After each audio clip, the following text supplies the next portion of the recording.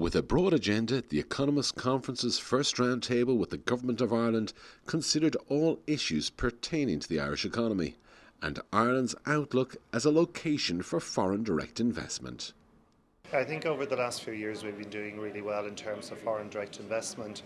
Now, in September 2007, when the subprime crisis started, people were saying it'll affect foreign direct investment, and there's no doubt that the overall economic climate is much more challenging. That being said, though, we're still waiting and seeing significant FDI.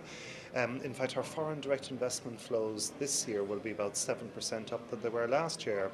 What's dominating them still is very much the multinational community. Companies like Merck, Coca-Cola, Eli Lilly, SAP, IBM, etc. are still investing substantial sums of money in Ireland. In tandem with Ireland's economic growth has been a rising cost base, and while this has become a source for concern, as Ireland has moved up the value chain, cost may be of less priority in the foreign direct investment decision.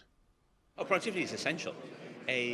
Global services are based upon productivity. There's a cost base, and I know that there'll be a lot of work in terms of reducing that cost base, but fundamentally the difference that one company can have over another is productivity. What sort of output do they get for each unit of labour versus anybody else? And it's use of the internet, use of good work practices, use of innovation, using innovation to create new ways of doing things. Productivity is absolutely essential. The most productive organisations are the fastest moving, the most nimble, and provide most value to customers. I think when any multinational corporation is looking for a location around the globe, they're going to take 10 to 15 points into consideration. The important thing for Ireland is to make sure that on balance we score very, very well.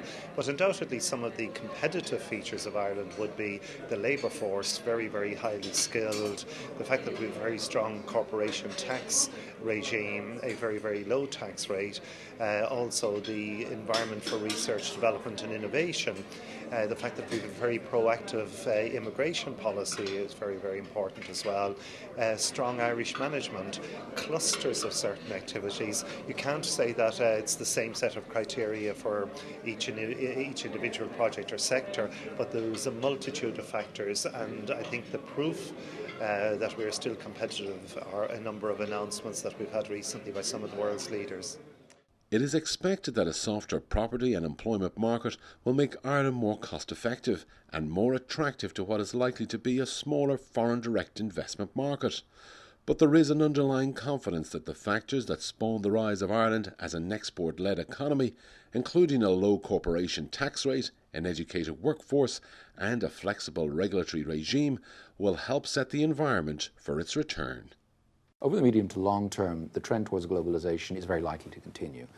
It would take a major geopolitical event or series of geopolitical decisions to stop that happening. So globalization will continue.